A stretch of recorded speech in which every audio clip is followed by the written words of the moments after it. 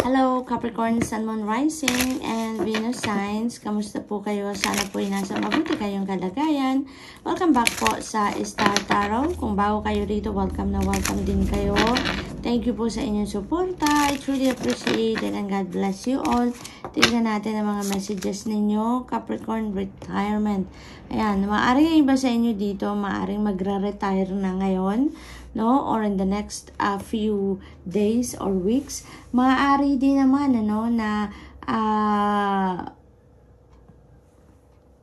sa birthday season ninyo, yun ang retirement time ninyo, na magre-retire na kayo sa birthday ninyo. Maaaring ganon. Maaari din naman na ang iba sa inyo dito, Capricorn, is looking forward to retirement. Maaring early retirement ang napipick up ko dito for some of you. Maaring naglo-look forward na kayo sa early retirement. Maaring pinag-iisipan ninyo yan, pinagpaplanuhan ninyo yan na mag-retire na kayo, no? Kasi maaring for different reasons yan, no? Maaring gusto na ninyong magpahinga talaga, pagod na kayo. Maaari naman na eligible na din naman kayo para mag early retirement or mag-retire na talaga. Kaya maaari nagpaplano na kayo kung anong gagawin ninyo after, yung mga ganun ba, no? But yung retirement could be nasa isip na talaga ng iba sa inyo dito. You have memories, ayan. So, feels like ang iba sa inyo dito, Aquarius, Capricorn, siguro may Aquarius placement kayo, no? Capricorn, kaya sumingit si Aquarius, or maaaring you are dealing with an Aquarius around this time, Capricorn, kaya sumingit talaga siya. So, Capricorn, maaaring ang iba sa inyo nagmumuni-muni, maaaring nagro-reminisce, no, ng inyong mga sweet memories or mga remarkable memories ninyo with your loved ones, buhay man or hindi. Maaaring nag-iisa kayo sa ngayon, inaalala ninyo ang mga taong mahal ninyo, yung mga loved ones ninyo, yung mga taong mahalaga sa inyo. Maaring nag-ano kayo ngayon, nagmumuni-muni siguro, kaya inaalala nyo yung mga experiences ninyo with them. Support, ayan. So you are, pangkaramdam ko dito, maaring nangangailangan ng support in any way. Ang iba sa inyo dito, Capricorn, maaari din naman na this is a message for you na you have nothing to worry about, Capricorn. If you need some help in any way, you are getting the support. You just need to reach out to people, no? Nang sa gayon, matulungan kayo. Okay? Alalahanin ninyo, Capricorn, ha? Huwag kayong magdalawang isip, huwag kayong hesitate na humingi ng tulong, because support is always available to us, no? Support is always available to you. Kailangan lang natin paminsan na humingi ng tulong. Kailangan lang natin na magsalita tayo, mag-reach out tayo sa mga taong feeling natin makakatulong sila sa atin. Okay? High Priestess energy. Maaaring may dito, may mga pinag-iisipan kayo, no? Maaaring nagdidesisyon kayo pa rin sa ngayon. Or maaaring yung retirement ang pagdidesisyonan ninyo if you are really going for it, no? Kasi maaaring ang iba talaga, diba, nag-iisip pa lang ngayon kung mag-retire ka na nga or hindi pa, no? Maaaring kino-consider mo pa lang, no? Meron kayong thought na what if mag-retire na ako at this time, or kung kailan man ang pinaplano ninyo, no? So, maaaring you are in the middle of weigh things out dito kung ano ang inyong gagawin. And sinasabi na High Priestess dito sa inyo na tune into your intuition, listen to your inner guidance, no? Nang sa gayon, makapag-decision kayo ng tama. Because when you allow your intuition to be your guide, it will always to lead you to the right decision. It will always guide you to the right path. Kaya, Capricorn, kung naguguluhan kayo, kung hindi niyo ma-figure out kung ano nga ang mas best para sa inyong gawin, tune into your intuition, okay? Pakinggan ninyo kung ano ang bulong ng inyong intuition dito, at for sure makakapag-isip kayo ng kung ano ang dapat gawin ninyo, okay? What else? We have justice. You're getting what you deserve dito, Taurus, no? You're getting what you deserve. At isa pa, this is about karma, no? And we are talking about good karma dito. Kung anong para sa'yo, Yun talaga ang dadating sa'yo. Yun ang makukuha mo. Kung ano yung klase ng vibration na pinut out ninyo out into the universe in the past, yun din ang babalik sa inyo sa ngayon, ano? Capricorn, this is really beautiful, no? This is also going to, this also signifies na balance will be back in your life na finally.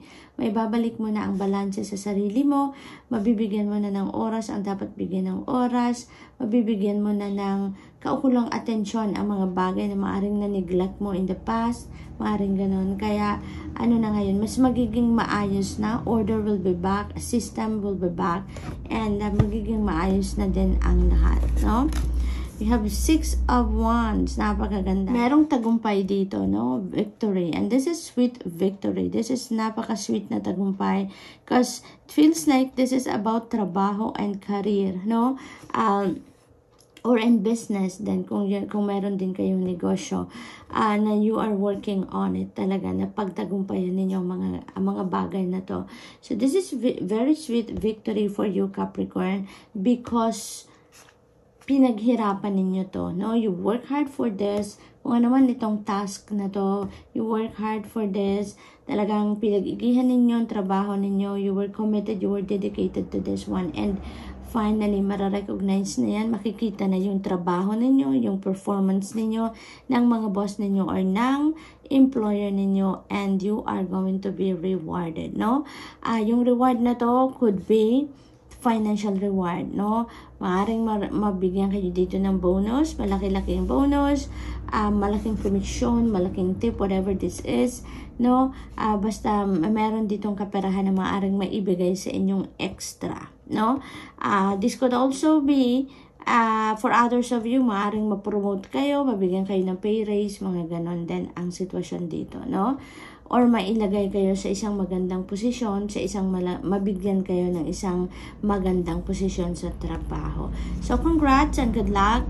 That's all I have for you for today. I hope nakatulong ang mga mensaheng ito in some way. Thank you for watching. Love and light. Namaste. Hello Virgo, Sun, Moon, Rising, and Venus signs. Kamusta po kayo? Sana po nasa mabuti kayong kalagayan. Welcome back po sa Star Tarot. Kung bago kayo rito, welcome na welcome din kayo. Thank you sa inyong suporta. I truly appreciate it and God bless you all. Tignan natin ang mga messages ninyo for October 27 for Virgo. We have gracefully aging. Huwag kayong mag-alala, Virgo. Kung medyo nagkakaedad na tayo, no? Because sinasabi lang nito sa inyo na you are gracefully aging. Napakaganda nyo pa rin, napakapogi nyo pa rin. You are aging gracefully. Siguro naririnig ninyo sa ibang tao, no? Maaring may nagko-comment sa inyo dito na parang hindi kayo tumatanda, ang ganda-ganda nyo pa rin, ang sexy nyo pa rin, ang pogi nyo pa rin, ano? So maring may mga ganong naririnig ang iba sa inyo dito, Virgo. So what else? We have hobbies, ayan. So maaring ito yung pinagkakaabalahan ninyo around this time, no? Maaring kaya hindi talaga kayo mukhang tumatanda dahil you are feeding your soul, you are feeding your spirit by doing your hobbies. Kasi yung mga hobbies natin, nakakatulong yan, nagpapabata din yan sa atin. Kasi nagiging masaya tayo na ginagawa natin yung mga gusto nating ginagawa, diba? So that's really beautiful, Virgo. Windfall of money ang maaring dumating sa inyo around this time, Virgo. Napakaganda, napansin ko lang na lately, in the past few days, sa mga readings ninyo, laging merong financial gain, laging nasa horizon ninyo ang kaperahan na parating, no? So, this could be a windfall of money na maaring dumating talaga dito around this time sa buhay ninyo, Virgo. So, get ready for that, no? Get ready for that. Linisin nyo na ang mga wallet ninyo. Linisin ninyo na yung mga lalagyan ng pera ninyo nang sa gayon, ma-welcome na ninyo ang pera ngayon. Ma-attract na ninyo ang windfall of money na yan, no? Because that could be something, no? Na makakatulong sa inyong financial situation. Kung meron man kayong pagkukulang sa pera, yung mga ganon, that could be the breakthrough, Virgo. King of Cups, ayan. So, ang iba sa inyo dito, it feels like to me, this is a time to fall in love, no? Or maaring, ang iba sa inyo talagang in love na sa ngayon, Virgo. Yun ang akin napipick up dito. For others of you naman, this could be,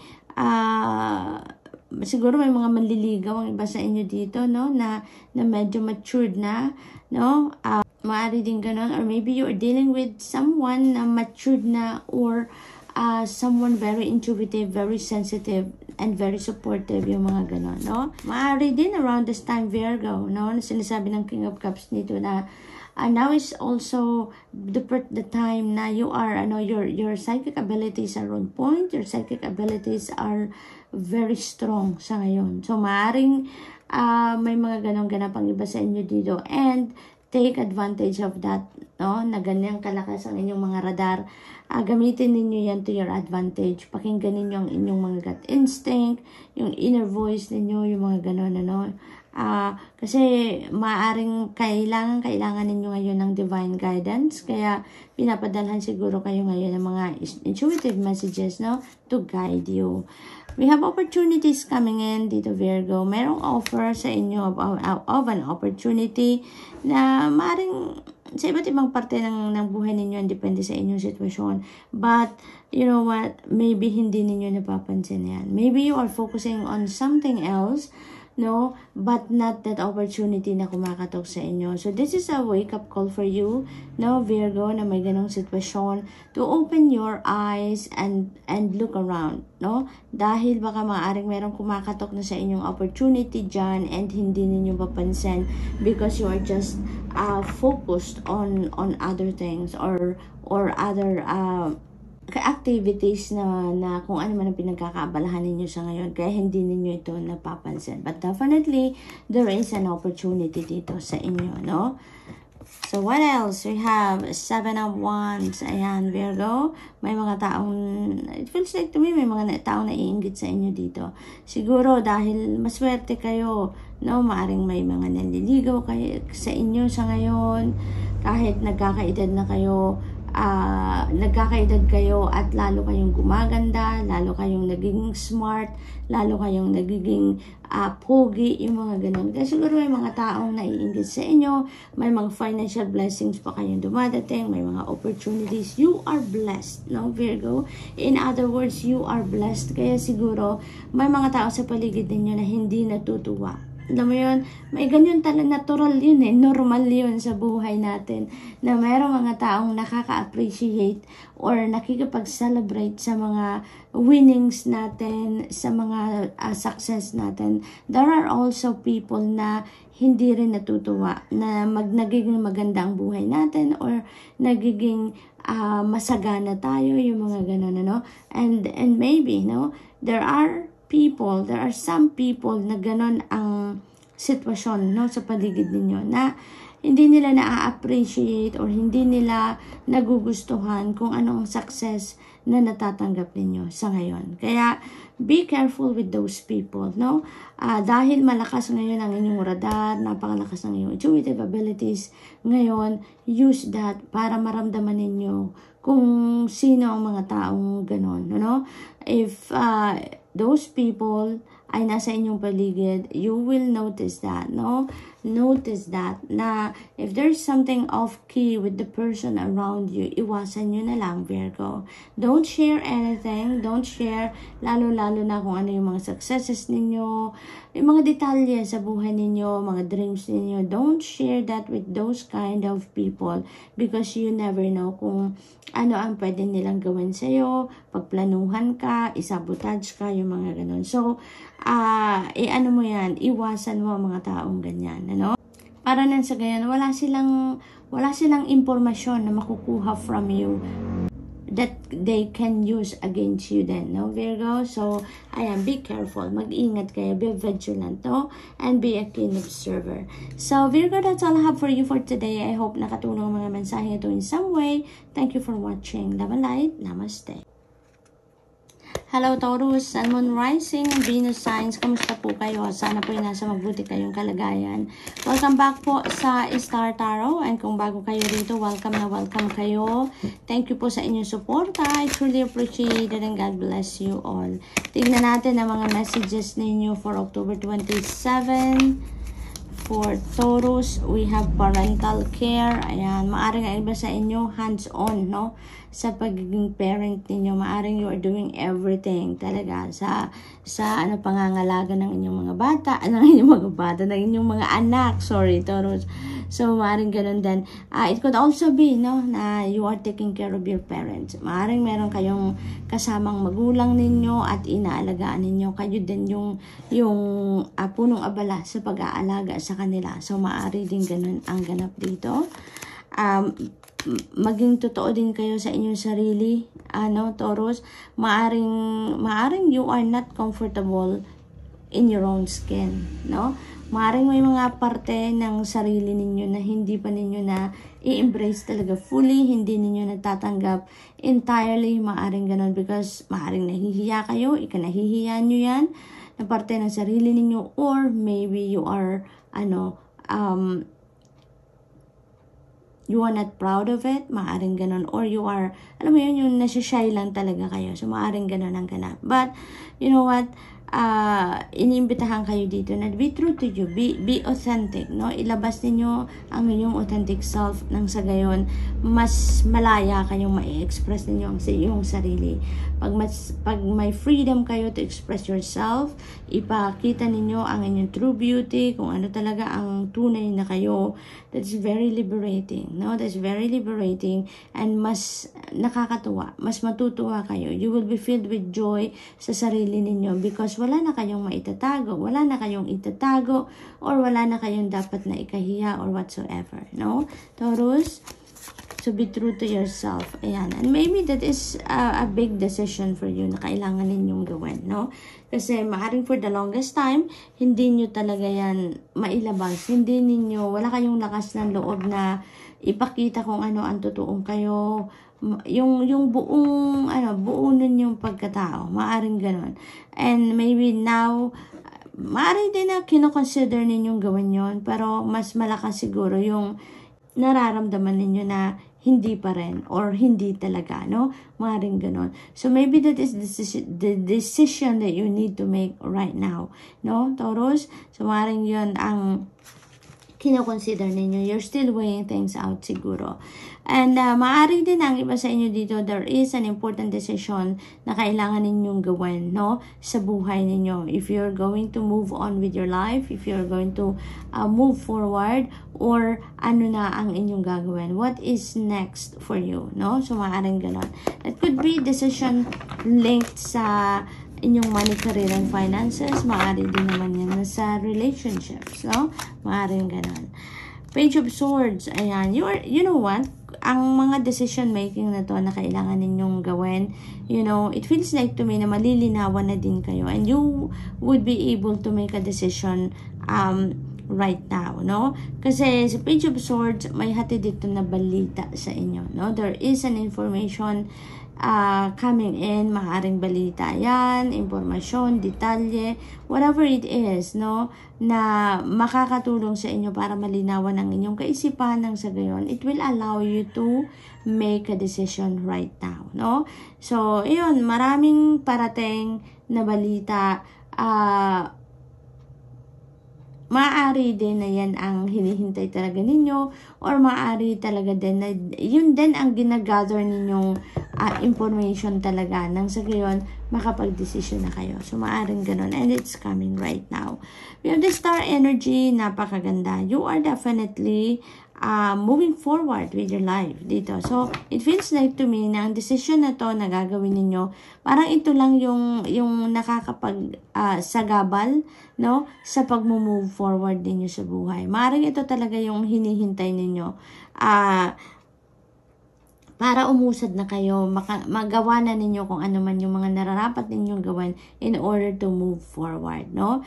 Maaaring ito na talaga ang pagkakataon ninyo, Taurus, because the star energy is opening up a new door, no? This is a new beginning energy. There is a new beginning energy dito. Kaya may nakikita din ako ditong bagong path na magbubukas para sa inyo. So, mayroong mga opportunities dito, bagong opportunities, bagong possibilities that are revealing itself to you, no, na makakatulong sa inyo na on how you're going to navigate this new path, no? Ito yung susuporta sa inyo. Maaring bagong trabaho yan, maaring bagong opportunity yan for business or business partnership or relationship. It could be anything na makakatulong sa inyo sa bagong daan na tatahakin ninyo dito, Taurus, no? There is new hope dito, bagong buhay, bagong simulain, ano? Kasi parang nanggagaling kayo dito sa isang sitwasyon na medyo chaotic, medyo problemado, medyo challenging, but you were able to surpass that situation. Kaya ngayon, papunta kayo sa bagong buhay, bagong umaga, bagong simulain sa buhay ninyo, Taurus. So, this is really exciting, no? And, alam mo kung ano man yung path na patutunguhan ninyo dito, mabilis ninyo makikita yan because that is being illuminated for you by the divine. No, Taurus? Kung saan kayo patungo sa ngayon, it feels like to me that is the path na pupuntahan ninyo para maging in alignment na kayo with your destiny. No? Papunta na kayo doon. Kaya ginagabayan kayo dito ng divine universe papunta doon sa path na yon. There could be also a wish fulfillment dito, no? There is a wish fulfillment energy as a star energy. Kaya it feels like, Taurus, na may mga wish kayo dito na magka-come to fruition na. Makukuha nyo na kung ano ang gusto ninyo. Meron kayong mga pinapangarap siguro na makukuha nyo na sa ngayon. Magmamanifest na sa buhay ninyo. So, good luck to that. What else? We have 6 of Pentacles. So, you are getting what you need dito, Taurus. You are getting what you need. Sa star energy, you are getting what you want. Dito naman sa 6 of Pentacles, you are getting what you need. So, napakaganda. Magiging masaya talaga kayo dito around this time, Taurus, no? Kasi kung ano ang pangangailangan ninyo, makukuha ninyo, no? Kung ano yung gusto ninyo, makukuha ninyo. So, masaya, no? Ang energy na to. At saka, kung nangangailangan kayo dito ng pera, nangangailangan kayo ng tulong pagdating sa pera, kung nangangailangan kayo ng advice, sage opinion, sage advice, mga ganon. You know what, Taurus? You are getting it. You are getting it. May mga taong lalapit sa inyo dito para maghatid sa inyo ng tulong. Maaaring magkukusa ang mga yan. Parang may kusa. Hindi niyo kailangang hingiin. Ang napipick up ko dito, mayroong kusang lalapit sa inyo para tulungan ka. Maaaring sila yung magpo-provide ng help sa inyo sa kahit ano man ang kailangan ninyo. Advice man yan, insight man yan, pera man yan. People are coming towards you, no, to provide you help. So, good luck, Taurus, and that's all I have for you for today. I hope nakatulong ang mga mensahe ito in some way. Thank you for watching. Love and light. Namaste.